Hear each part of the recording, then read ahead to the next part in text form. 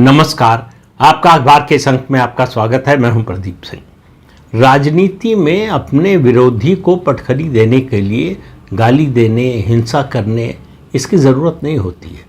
छोटी सी चुटकी, छोटा सा एक कदम आपके विरोधी को एक तरह से परास्त कर देता है। परास्त अगर नहीं भी कर पाए तो संकट में डाल देता है, दुविधा में डाल देता है। उसको समझ में नहीं आता कि इसका जवाब कैसे दे। लगभग उसकी स्थिति वो हो जाती है, जबरा मारे रोए न दे, कि ताकतवर आदमी मारता है और रोने नहीं देता है। तो भारतीय जनता पार्टी और खासतौर से प्रधानमंत्री नरेंद्र मोदी ऐसा अक्सर करते हैं कि विपक्ष पर जब हमला करते हैं तो उसको रोने का मौका नहीं देते। दो घटनाओं का जिक्र करता हूं। एक का पिछले दिनों थोड़ा सा कर चुका हूं, उसको दोहरा रहा हूं और उसके आगे उसमें क्या डेवलपमेंट हुआ उसकी बात करता हूं। 16 अप्रैल को प्रधानमंत्री लोकसभा में बोल रहे थे महिला आरक्षण संशोधन विधेयक पर। वो बहस में जो है उन्होंने हस्तक्षेप किया, बोल रहे थे और उस बहस में मुस्कुराते हुए उन्होंने कहा कि अखिलेश यादव जी मित्र हैं और समय समय पर मदद करते रहते हैं। अब आप समझिए कि प्रधानमंत्री अगर लोकसभा में सदन चल रहा हो, ये बात बोल, बंद कमरे में बोलते तो अलग बात होती, दोनों के बीच की बात होती। पूरा देश इस टेलीकास्ट को देख रहा था। समाजवादी पार्टी के समर्थक और उसके नेता, उसके कार्यकर्ता भी देख रहे थे। तो उनके मन में सवाल होगा कि भाई अखिलेश यादव क्या प्रधानमंत्री की मदद करते रहते। अब अखिलेश यादव की क्या प्रतिक्रिया होनी चाहिए थी?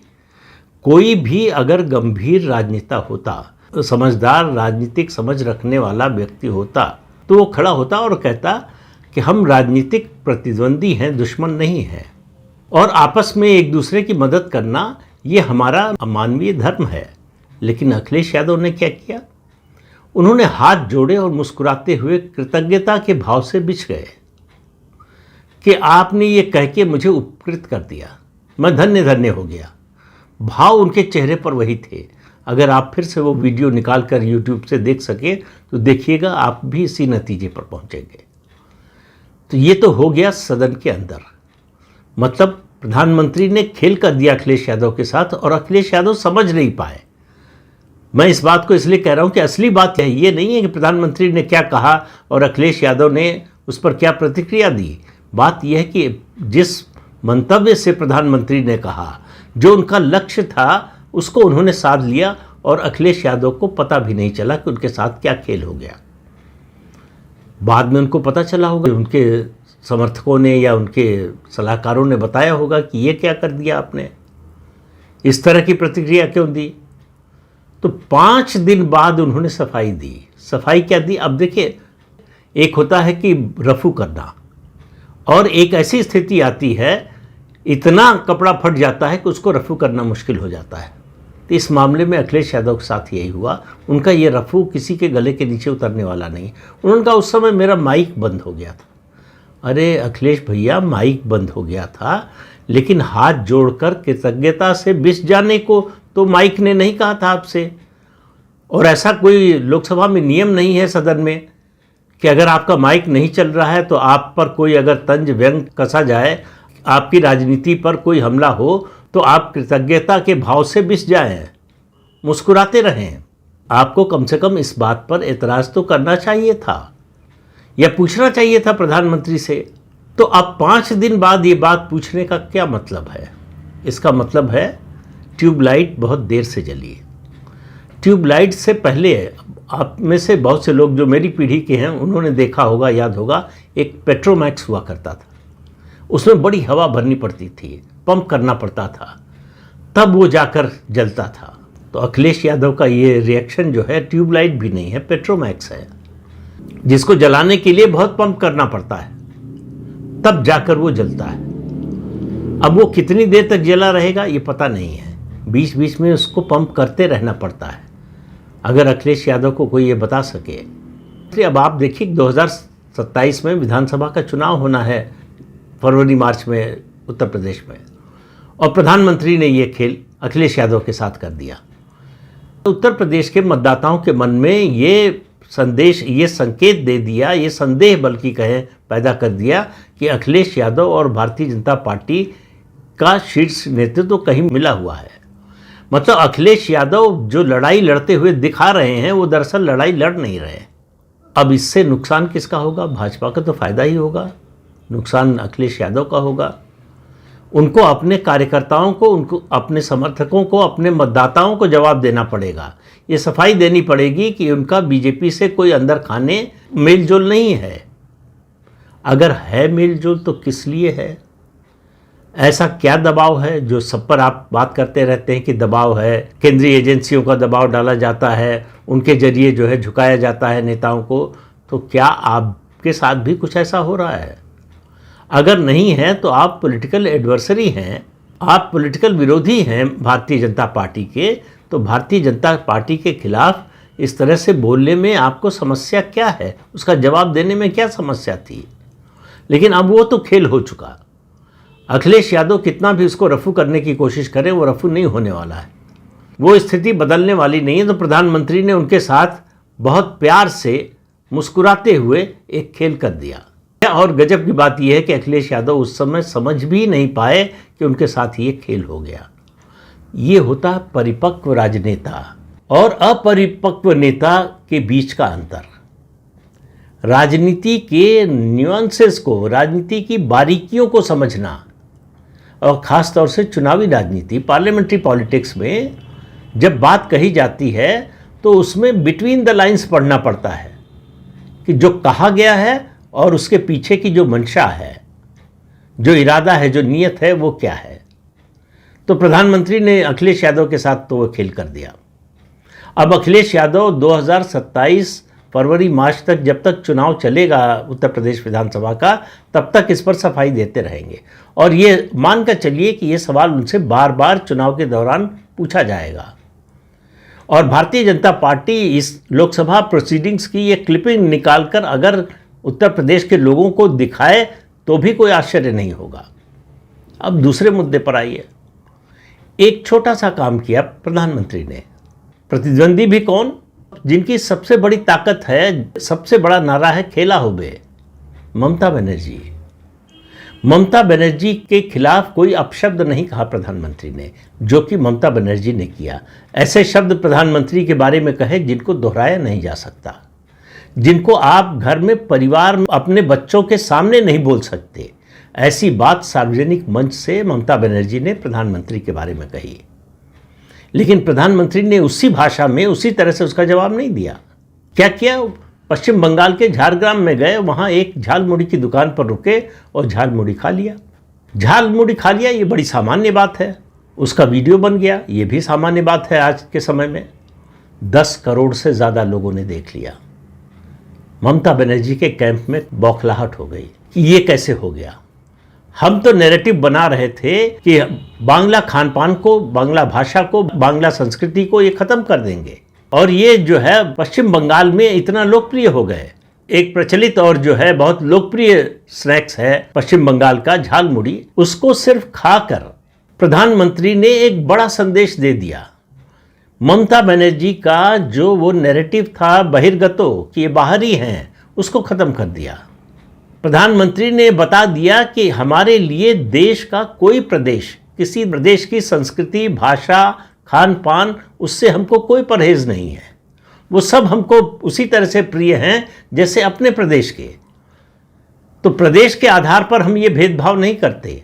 अब बौखलाई हुई ममता बनर्जी को कुछ तो जवाब देना था, तो उन्होंने एक पब्लिक मीटिंग में कहा कि प्रधानमंत्री ने झाल मुड़ी खा लिया। तो ये कौन सी बड़ी बात है, ये तो नाटक था। मैं तो उनका ढोकला खाती हूँ, शब्दों पर ध्यान दीजिए, मैं उनका ढोकला खाती हूँ। ढोकला नरेंद्र मोदी का नहीं है, वो गुजरात का एक स्नैक्स है जिसको पूरे देश ने अपनाया है। पूरे देश में ढोकला बिकता है, बनता है।